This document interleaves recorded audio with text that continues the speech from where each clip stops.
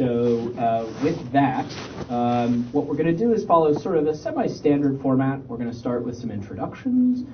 We will pose some questions, and we'll sort of have an open industry dialogue about that.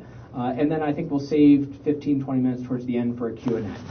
So with that, I will mention that this is an absolutely diverse group of folks, and they are fantastic in their fields. We could not have a better panel here today to talk about digital marketing. We've got KEYVAN from ICM, there on the end. We've got Julie from The Orchard. We've got Zak from Sawyer, and Bonnie from I Am Global. And the first thing I want to say is Bonnie has amazing shoes on. And so at some point you have to, you see that? Look at this. Wow. Right? Not your typical heel. Little did you know we were going to start with a little fashion tidbit.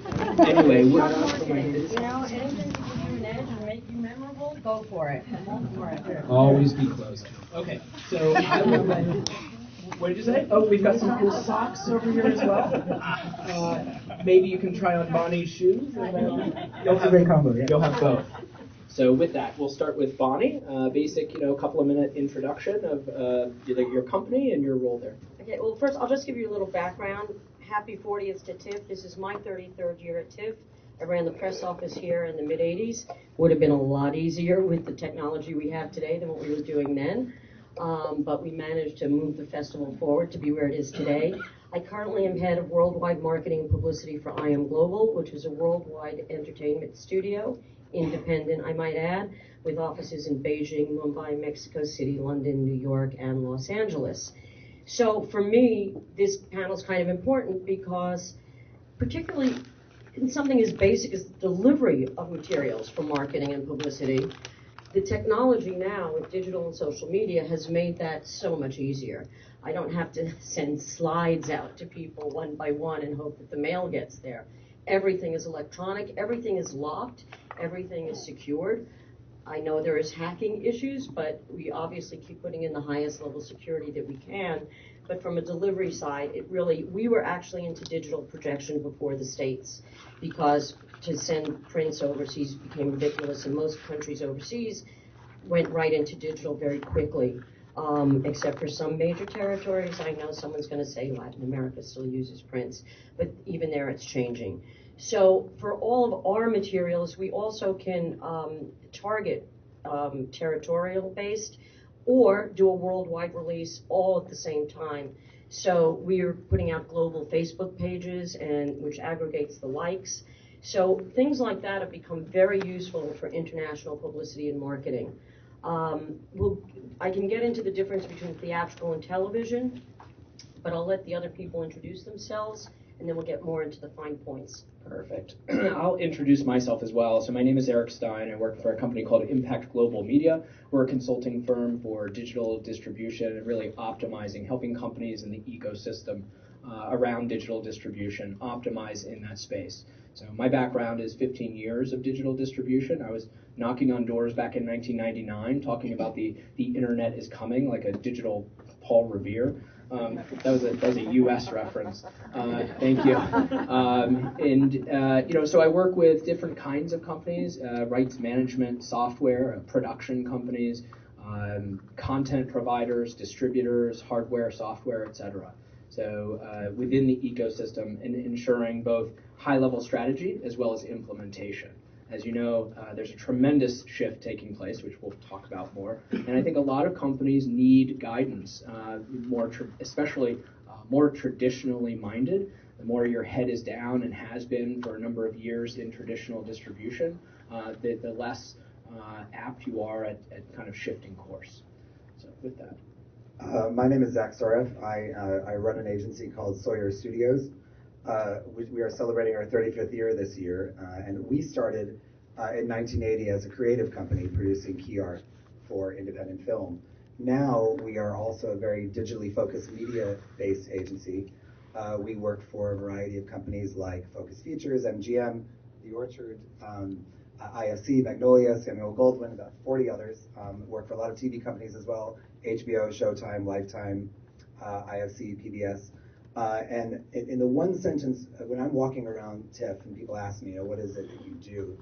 The one sentence that I say is, we connect streaming entertainment with audiences using data.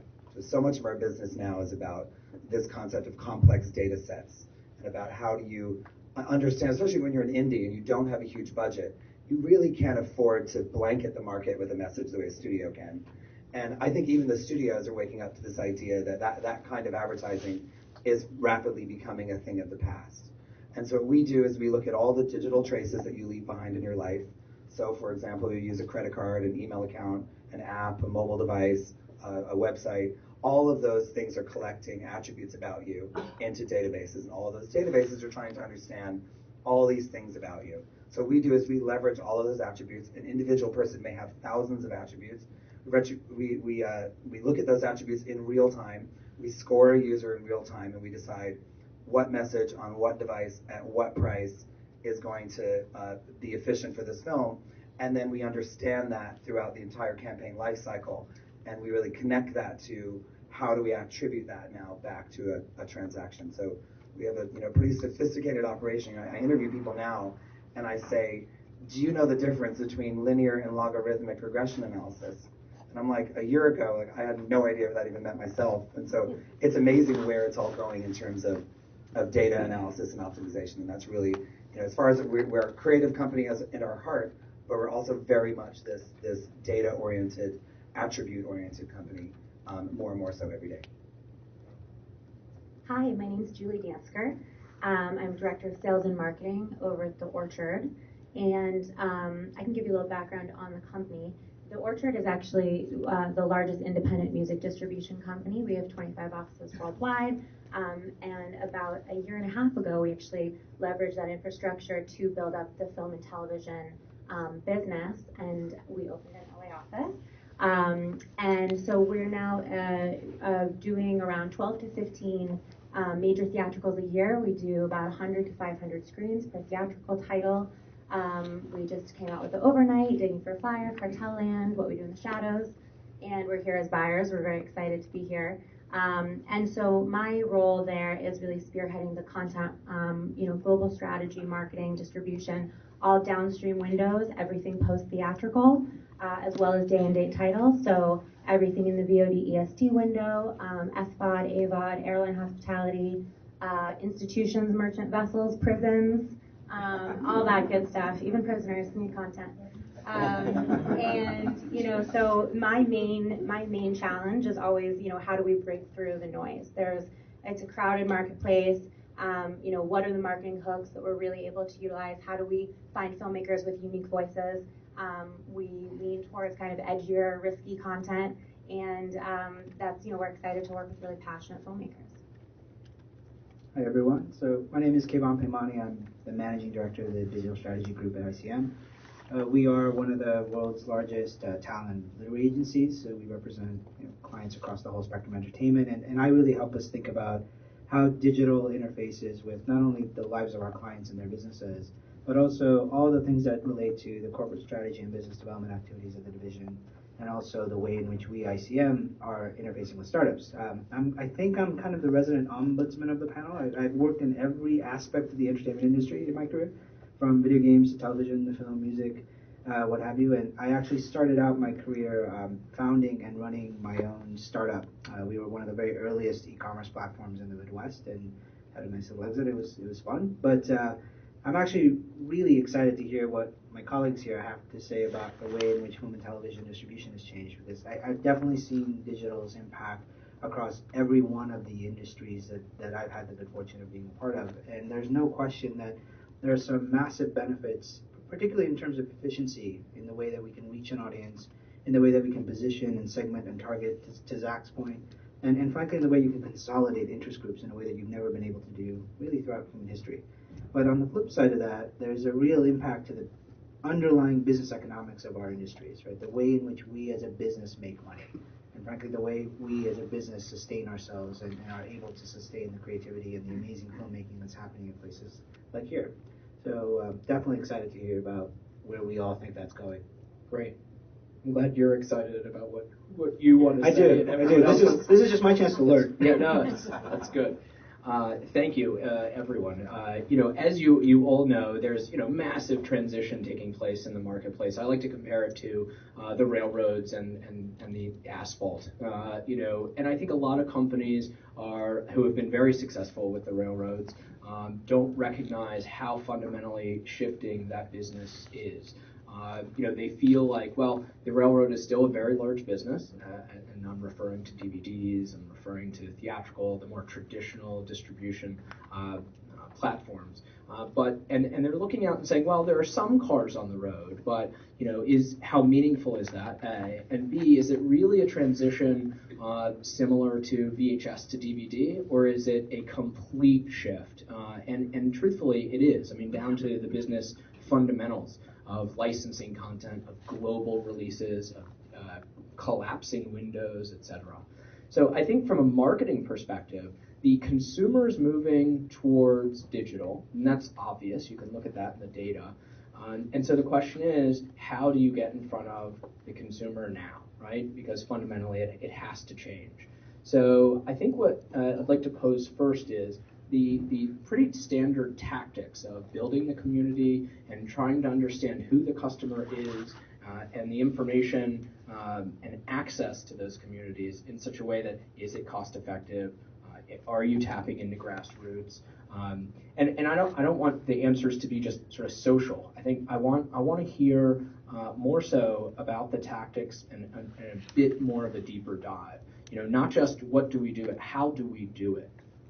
With that, Zach or Julie, do you want to start? Yeah, I can kind of start with some effective tactics that we really find move the needle. For me, success is really defined by sales, like driving transactions.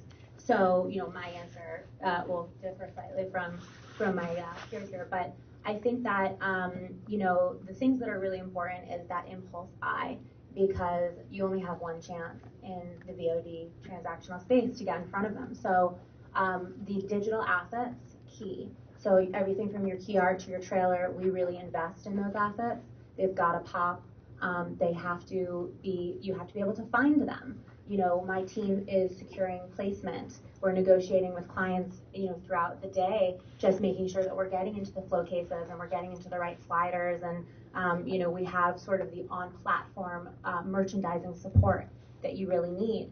Another way that we can differentiate ourselves is, and Zach and I talk about this all the time, but exclusive opportunities, packaging things in a way to try to give some bonus content, extras behind the scenes. iTunes extras is something that Zach, I think it's worth adding to that the business has gone from 2,000 titles or 1,500 titles in a Blockbuster versus 200,000 titles in a Netflix environment or a digital. I mean, once you add in the other platforms. So how do you stand out? Right, is really what you're. Absolutely. Another thing that we really try to leverage and tap into is any kind of audience that's already established. And when I say that, it's not just the social following, but it's really anything that we can leverage in that moment, and we work with companies like Sawyer to understand the data behind it, because it is data driven, and it does really help us kind of analyze, okay, who not only who are we targeting, but then how do I make sure that I'm serving them a dynamic link that's going to go directly to the iTunes purchase page if they're an iOS user versus an Amazon purchase page if they're using an Android device, or a Google Play. So those types of things can be very crucial when you want that click through, because again, for me, I want that transaction. So those are sort of the key tactics, I would say, that we're really using. I don't know if there's. I think this is all. You also have to have a lot of awareness these days about where the content is going out, because you have this enormously fractured landscape now. You've got cable and satellite, and that's DirecTV, Comcast, Time Warner, Dish, AT&T, Fios, etc. Then you have iVOD, which is iTunes, Amazon, Google Play, and Vimeo. Then you have console like PlayStation and Xbox, and then you have theaters.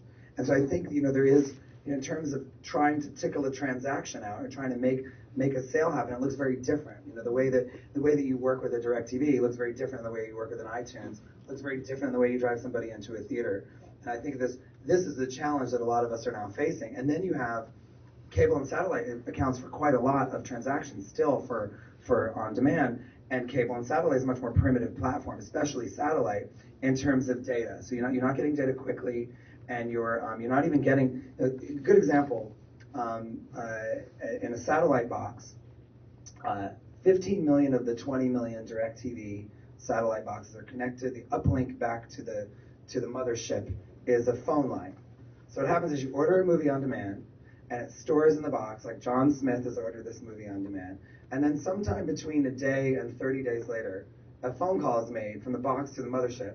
They say, John Smith just bought this movie. And then what happens is, now he's got to pay his bill, right? So now there's a whole other cycle to pay the bill. So the actual standard report that a satellite operator will get back about their transactions can be like 90 days later. So now you're thinking, like, how do I square that whole world of satellite, which is a very, very important world in terms of transactions, with the world of iTunes, which is pretty much instantaneous information, and the world of theaters, which is pretty quick too. And so you really have to think about now, as a distributor, you have to think about all of those things, like all of the different places. And the way that we approach it is there's a transactional landscape out there, and there's a suite of tools. And those tools may be internet tools, mobile tools, it may be a newspaper ad, it may be a billboard as well, maybe traditional media. And I think that the challenge is to try and figure out the mix of all of these things. And there really is no exact science to it. And social is obviously very important. Audiences are very important. All the thing I mentioned before about scoring people with data is very important. But at the end of the day, it's a very, very challenging landscape with all of these different places. And so I guess the challenge is to, as Julie says, go to people where they are and understand what you're going to focus on, and then be smart about. If you're going to talk to a person about iTunes, make sure as much as you possibly can that person's iTunes user. It sounds really obvious, but it's really easy to like blanket the market with a message. Send somebody an ad who's a Google Play user, right, and then that's a wasted impression. So we think a lot about that kind of thing. Is how do you map the message to where the person's going to consume the content, and that's an ever ongoing challenge of what we do. And also, there are very simple things that sometimes people overlook. We have a film called South Side with You that happens to be about it's one day in the life of Barack and Michelle Obama. It's their first date. And when we were casting it, we're more of a business to business because we're an internationally faced company that we're selling our films and television content. We now have a music division. We sell that to distributors around the world. So if we get consumer press, it takes a while to get to them. But if we really want to hit the consumer press to show them that they should buy this film because it does get consumer press, how do you do that? So we put an article about the film in Entertainment Weekly. Now, normally when we do stories, I Am Global is the first thing in the headline, then the title of the film, then the stars. But if someone's clicking through, none of those things are going to be the first thing that comes up. You put Obama in the title, bam, bam. Obama first date movie.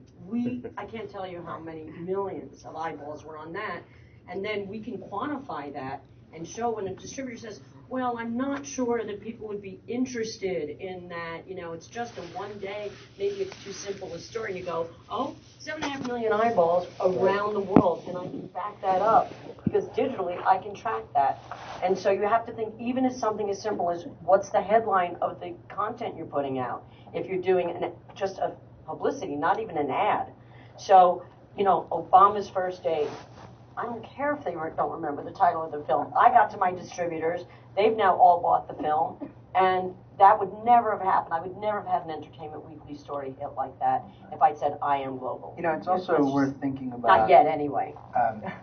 As I sit and listen to my colleagues think about how the world has shifted, it probably would help to think about where we all came from, right? Which is this universe where, as an industry, we are incredibly good at creating artificial levels of intent, right?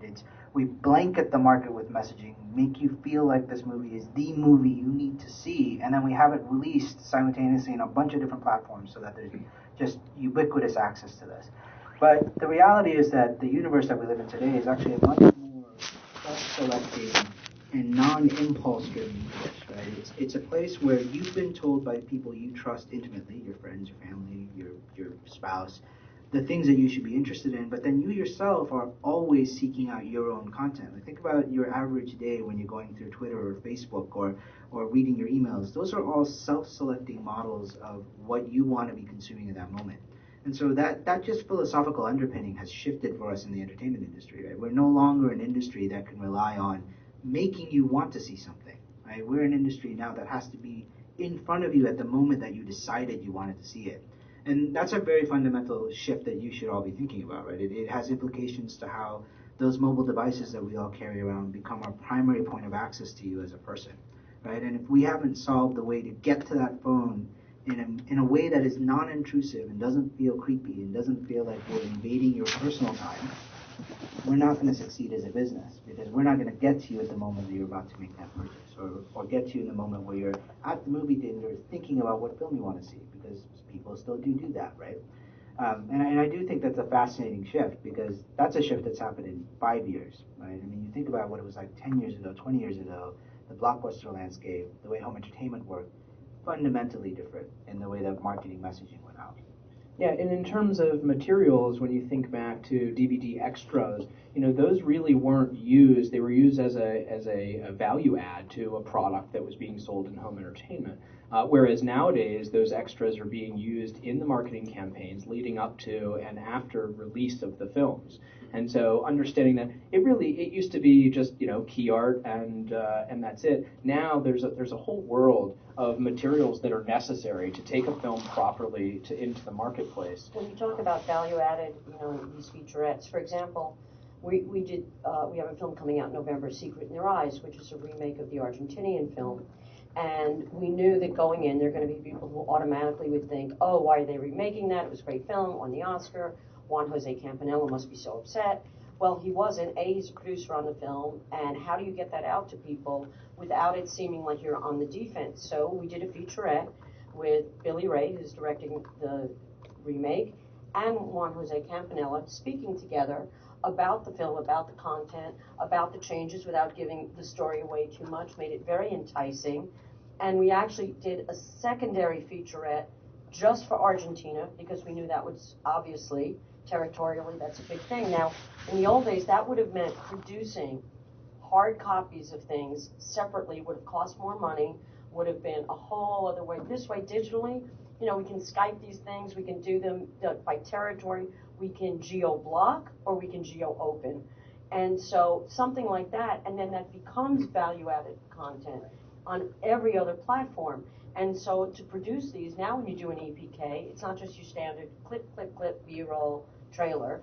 It is a featurette, it's, featurette for this, it's different music things, it's, it just has made a tremendous difference in how broadly, but also how deep you can market.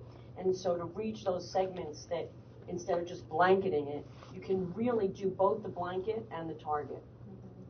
Yeah, something that we find really that drives ownership, especially iTunes Extras, with what we do in the shadows, for example, that was based on, it's our you could say the Spinal Tap of vampire movies. It's our mockumentary starring the Flight of the Conchords guys, Jermaine and Taika, if you're not familiar with it. But essentially it was a short, and the guys are super creative, and they made this hilarious movie in New Zealand.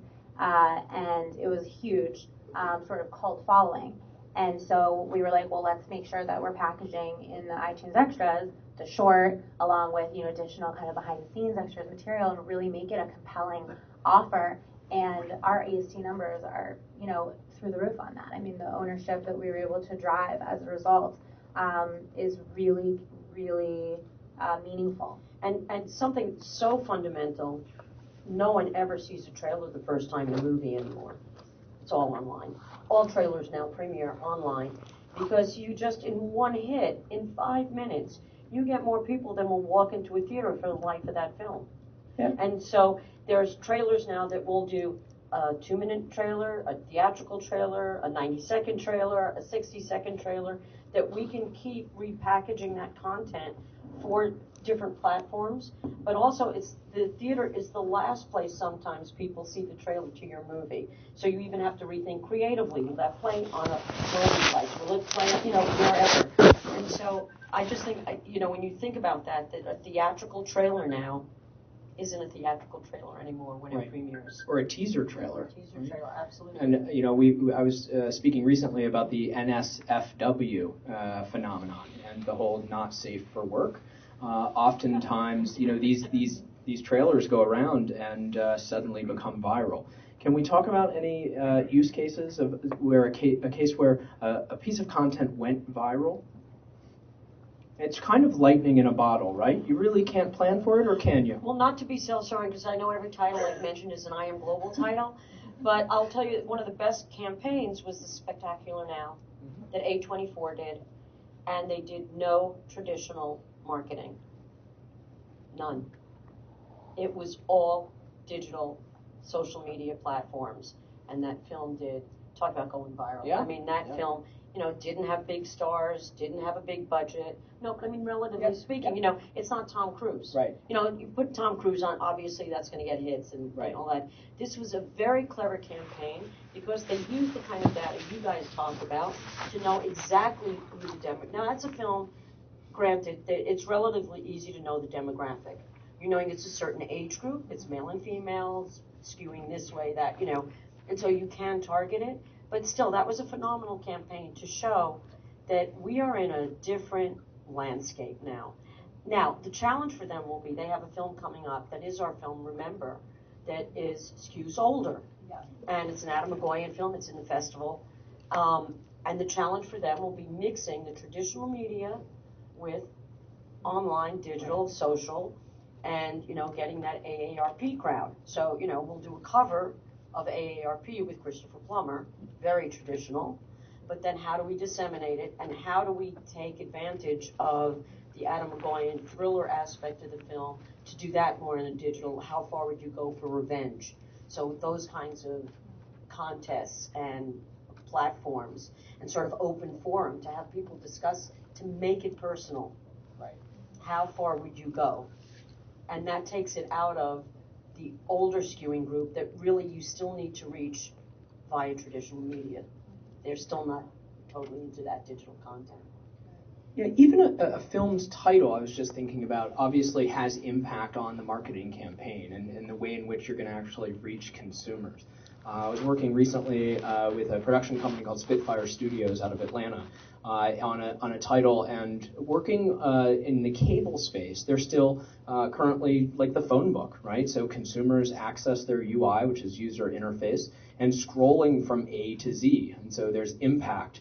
We call it in the industry alpha stacking. In a way that the titles are being impacted with starting with a number, or A, B, or C, can be extremely advantageous to the film's release. Any experiences with that? Yes, it's one of my biggest concerns with the cable satellite providers. Yeah. Alpha sorting is very real, and it is how, for example, it's actually the best title that I've ever had is called The Escort. And it was, for us, it was an E, so we were high on it, and it was like, very compelling title. And this was a DTV title, and the amount of hits that we got on this title was bigger than some of our, bigger theatrical titles. So sounds sexy. Yes, it is. It's Bruce Campbell stars in it with Lindsay Francesca. NSFW? Oh, we have a film with the Weinstein Company that was titled 3 Generations. It's also at the festival. It's now called About Ray. Now, it will have a theatrical release, and so, but by the time it's going on the other platforms, it's a lot better to be called About Ray than 3 Generations. It takes a long time to scroll down to the T. Now, I think what's going to happen in the industry, though, is discovery tools will make it such that a consumer will access these digital platforms and receive a very personalized experience. In the same way that, if you purchase diapers on Amazon, then suddenly you're forever a diaper buyer, and they will continue to shove that in front of you. And so it's not A to Z. So these cable and satellite companies are quite antiquated and moving quickly into a more appropriate UI. Do you want to talk about the data associated with that? I assume the data suggests that from those older platforms you're seeing the lower the letter, the higher the revenue? Or do you I track don't know that? about this. I suppose that alpha stacking is an important thing, but I think one of the things we're talking about here, I think everybody's touching upon, is this concept of how do you develop an audience.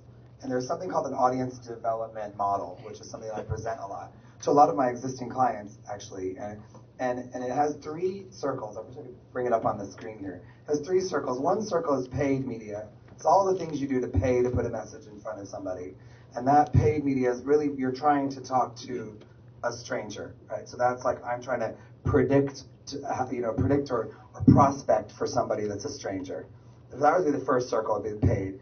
And then you have something called your owned media, which is all of your channels where your content lives. That's like your website, your Facebook page, anywhere you're going to land somebody who's trying to, someone searches for you, where are they going to land? That's your owned media. That's now that person is a potential customer. And then you have this third circle, which is your earned media, which is what Bonnie's talked a lot about, which is now that you have a customer, you want them to be a fan, and you want them to share, and you want them to read about you in a way, an editorial that's not necessarily paid for in a traditional way. And really we present this to people a lot because where the transactions live is in between all 3. There are kind of 3 intersecting circles.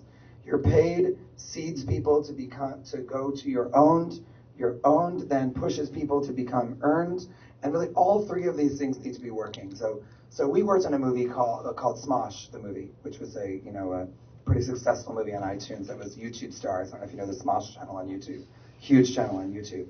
So there's an example of companies like that they're really good. Companies with, in the social sphere, really good at earned media. Like they understand the world of PR and the world of followers, whether that's on Facebook, Twitter, Tumblr, YouTube, etc.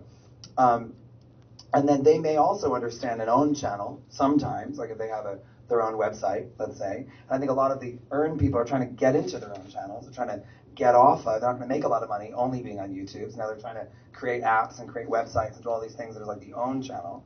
And then a lot of these companies are only just now waking up to the idea of there's a paid channel, which is kind of the reverse of where a lot of other people work. A lot of other people have started with, well, I'm a movie company. I'm going to blanket the world with a paid message. And the worst thing you can do is you can come to an agency, or yourself for that matter, if you're spending money, worst thing you can do, spend money to expose somebody to a message, and then land them someplace that's boring and sucks, or it doesn't work on a mobile device, or it doesn't show them how they can actually watch the thing. It's amazing how often people do that. We'll go and they'll come to us and they'll spend money, a significant amount of money to connect with an audience, and then they won't think about that content experience. I think, and so the way to think about it is your paid media is your ad strategy, and your owned media is your content strategy, and your earned media is your social strategy. And you really have to, and if you Google audience development model, there's 1,000 different diagrams that all pretty much look the same, which is these 3 circles. But I think that's what we're all kind of touching upon here is this idea of, well, yes, the alpha stacking is important to the content strategy. And then it's important that people share it, right? So that's my earned media strategy. And then I'm here talking about data and slicing and dicing all these attributes, and that's your paid strategy. I mean, I think if there's one thing you can really think about, take away from thinking about all of our expertise together, I think it would be the genesis of that would be the audience development model. And so it's also worth noting, by the way, that as filmmakers, you need to be thinking about this stuff as you're in pre-production, right? By the time you're editing, it's a little late to start thinking about what's down the road. You can't fix it in the right? editing all the you time. can't fix it, no, and you won't have the assets, right? Right. You won't have the stills that would have made the perfect teaser shot. You won't have the clips that are going to be the actual featurette guts. So you really do, like, your job as filmmakers is not anymore, unfortunately, go tell a fantastic story. You have to do that. But you also have to, in pre-production, really think through what's differentiating this movie in the marketplace that's going to get people to see it. And also, I mean, there's been a lot of chatter. I'm glad you mentioned Smosh, because that's an example where that content made sense using online stars because that was its genesis, and it made sense. There have been a lot of articles about everyone now is racing after these online stars. We're going to take a YouTube star, put him in our movie, and it's going to bring us 5 million hits. Well, if you put an online star in the wrong film, or in a part that he or she is wrong for, or it just doesn't match with the demographic that they're going it's not after. authentic to their and brand. It's not authentic to their brand. Oh, you might get 5 million hits, but it'll all be negative. Or you won't get the hits because their brand is not tuning in to your content. So Smosh was a smart way to do it. I won't diss other people's projects, but there have been films that have people in it and they go, we don't know why that didn't work. We had so-and-so and he has a following of 30 million people. Not if it's in the wrong place. They will not follow. Or they'll follow negatively. And believe me, that's worse than not being followed at all. Well, marketing has a narrative. There's the narrative of the movie itself, but marketing itself has a narrative. You may want to, I often get a brief from a client where what they want to sell is maybe a little different than what the film actually is. And sometimes that's funny. Like you're like, well, that's kind of ridiculous to sell this movie this way. Or sell it as a comedy was not really that funny. That's maybe an extreme example of that. But you do have to think about, though, there is a narrative to the marketing. You've got to capture somebody in a very short space of time. And you're living in now in this very fractured media landscape. People have no attention span anymore. So you can't, and sometimes the hardest thing for us as an agency is when the filmmakers are really involved, because they want the trailer and the poster and the website and all these things to tell the entire story of the movie. And I think that's a trap, right? Especially with a complex story. Right. Sometimes you don't want to tell the story of the movie in the marketing. So you really have to think about, and this touches on what you said too, you have to think about in the creation of the content, you've got the narrative that you're telling, but then think about that. What's the marketing narrative? How do I tell this story in a 2-minute YouTube video that's going to drive somebody to seek further information? So I think there's like, we talk a lot about this at the agency. There's the narrative of the project, and then there's the marketing narrative. And then and that's when you're in production, that's the moment. Let's think about the marketing narrative. Let's get the right pictures. Let's get the right video. And think about all the behind-the-scenes content. All those things are increasingly important now. When we're doing a sell-in to a cable platform and we say, I can exclusively give you this interview, or I can have a call out to your platform from one of the stars, that's a really valuable thing to get an additional placement. There have been a lot of examples of people that have gotten great placement on pretty easy to do content that you can't do later. So I think that the marketing narrative is a really important thing. Like we try to get people in ADR sessions to do shout outs for our territories. Yeah. So like even if we don't know when it's coming out or whatever, we'll say, Hola Mexico, so glad my film will be coming to Mexico. That's it. And I can tell you, that sounds like, who cares? That's so nothing. But if Julia Roberts is saying, Hola Mexico, can't wait for you to see my film in Mexico, boom. That's a huge asset. The hardest thing, though, in all of this, and this is where you still need traditional marketing, is controlling the message. And that's actually what's gotten harder. Because if something leaks out, if something that you thought was under embargo, someone jumps the embargo, if just the message, you could have a film that is both a thriller and a romance that skews both to older and younger. Telling multiple messages is very challenging now, because you used to really be able, if you gave an exclusive to the New York Times, it didn't go anywhere else, because it was hard data. You were actually delivering stills and paper, and that was it, and you gave it to them, and that was that. Now, you have content out there, so you're going out to your constituency. So then a blogger takes it, changes one word. We have this all the time. We put out a press release, everything's spelled correctly, the story's correct, and all that. And it goes out into the blogosphere, and within an hour, I know I'm going to get an angry call from someone's agent or publicist. His name's spelled wrong, fix it. You can't. You do, you go back to everyone you sent it to, and you try to hope that will catch on. Not going to happen. It's like putting toothpaste back in the tube. It's gone. So really to keep control of your content. So you really have to work actually harder now, even though it's easier to disseminate, to control what you're disseminating. It's also worth noting the marketing narrative is critical, but it's also absolutely true that if that marketing narrative doesn't hold true to the content you put out into the world, don't do it. Yeah, because for exactly what Bonnie's talking about, right? Because like the minute someone sees the movie and realizes it's not what you sold them, that kills the movie faster than anything you could imagine, right? Yeah. You have to be authentic in your campaign, and it's interesting. Just made me think of just how in this short period of time, how much things have changed in terms of windowing and just timing of marketing campaigns. Because, my windows are so accelerated now. Like, I'm doing 2 weeks prior to, one of my release dates sometimes is when I'm starting a DTV campaign. 2 weeks, that's it. That's a tiny awareness play. Whereas my theatrical team, sometimes they're doing 4 to 6 months out. But, those little things it's crucial that when my campaign is in full swing, and we're really blitzing everywhere, and all the influencers and tastemakers are picking it up, and we're securing our digital placements and all of our PR, that the link is available for purchase, and that is crucial. So those little things about timing and kind of having the accelerated windows are just interesting things to take into consideration as your production. In the last couple of minutes, making the assumption that there's a lot of producers and maybe filmmakers in the audience, let's talk about, whenever I meet a filmmaker or producer on a project, I'll ask them, who is the audience, where is that audience, and how are you going to reach that audience or cultivate that community? And oftentimes they haven't thought about the answers to those questions. And oftentimes, if it's early enough in the process, they can shift to make the opportunity bigger for their films. And so, oftentimes a film with no cast, let's say, well, it's about tennis. Well, it's for teens. Well, it's for... And then you start looking on Facebook and these communities that already exist, and you can show all the way up the supply chain to the distributors, the buyers, etc. Look at the ginormous audience that is out there for my film.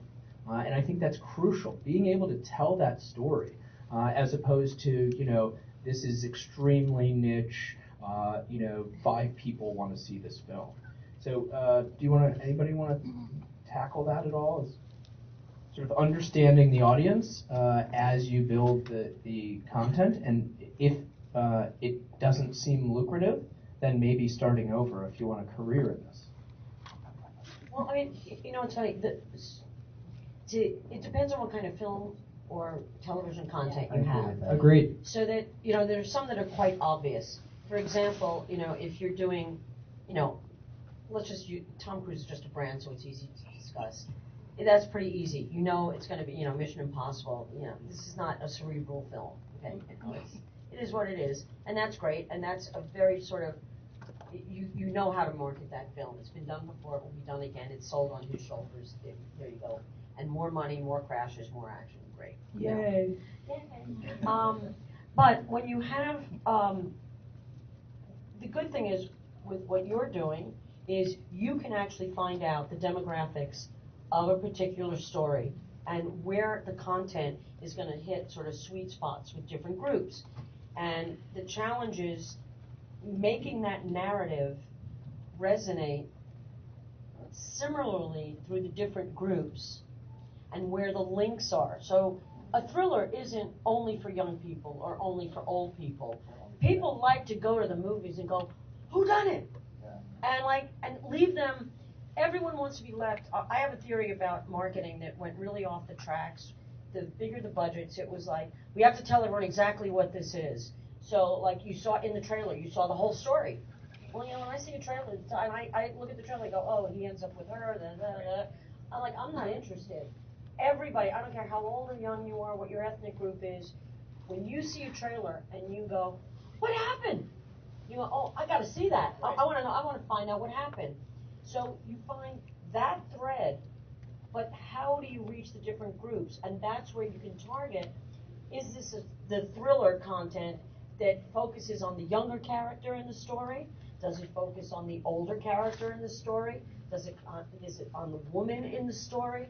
Is it that the romance is in jeopardy because of the thriller?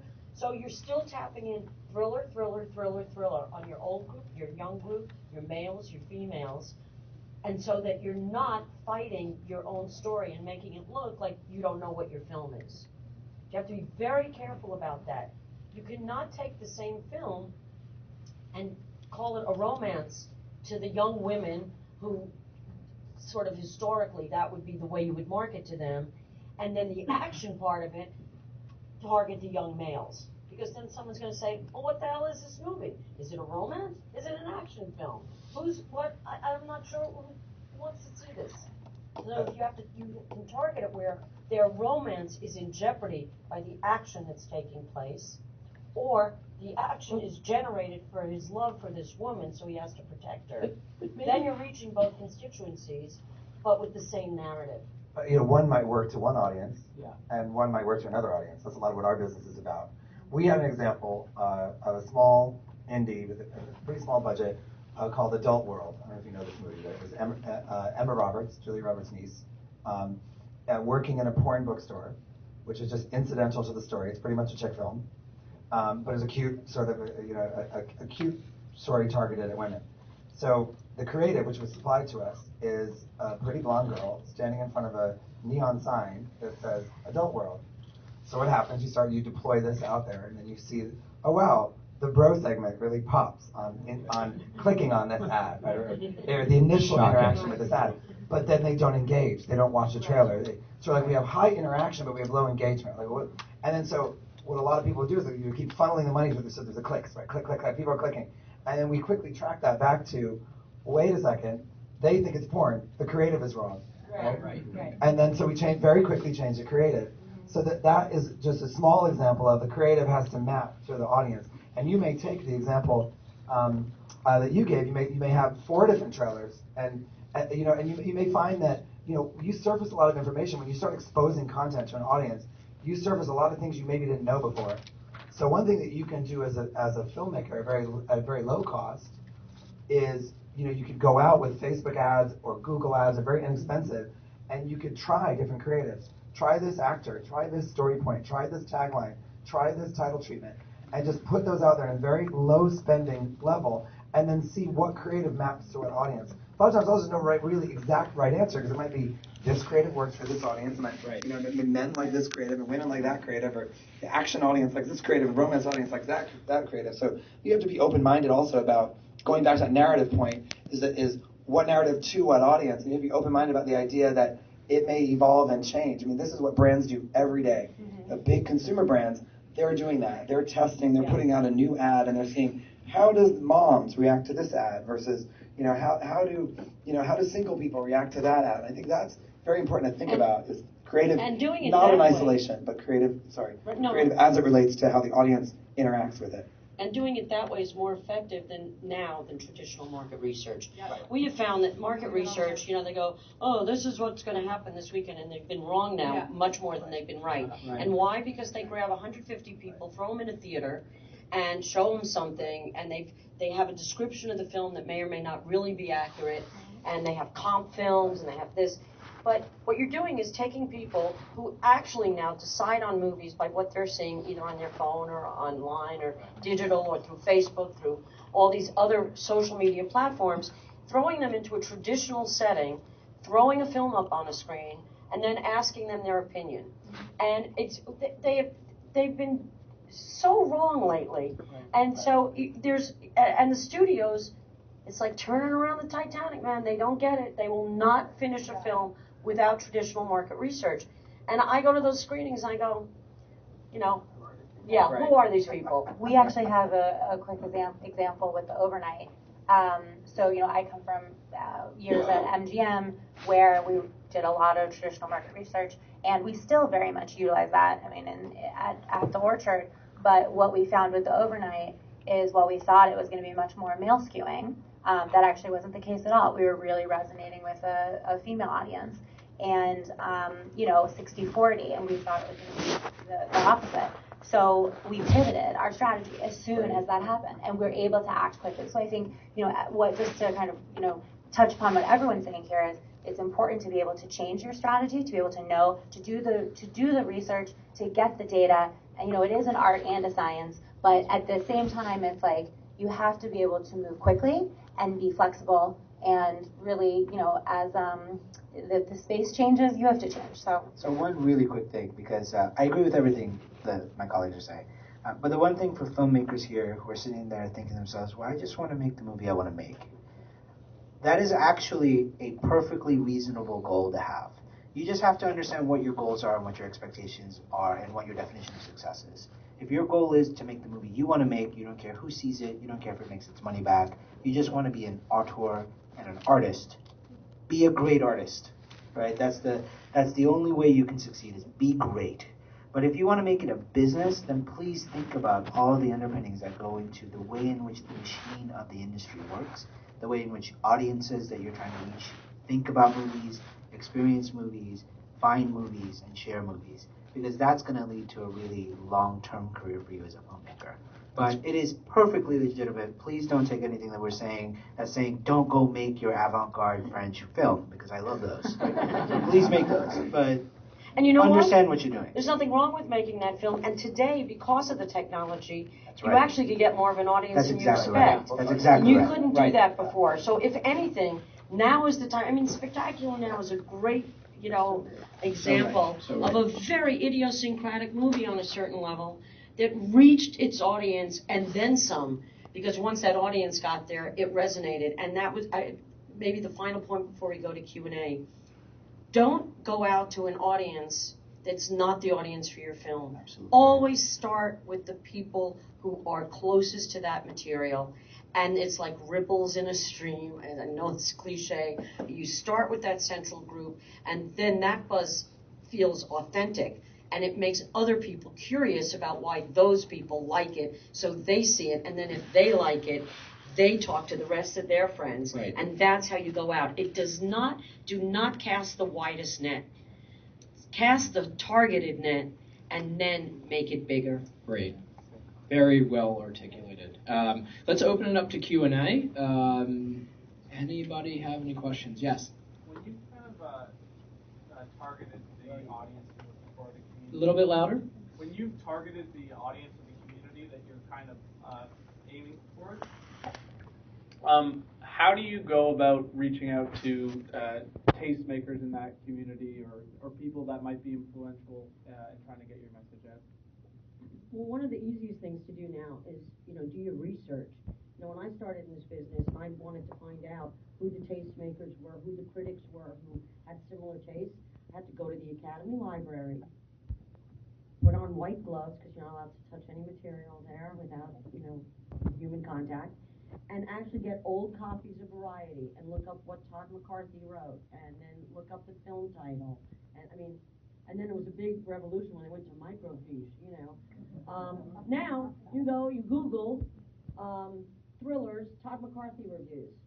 And if you don't know he's been down on all these things, don't send him, don't target him like you're looking for like critics to invite him at a festival or something.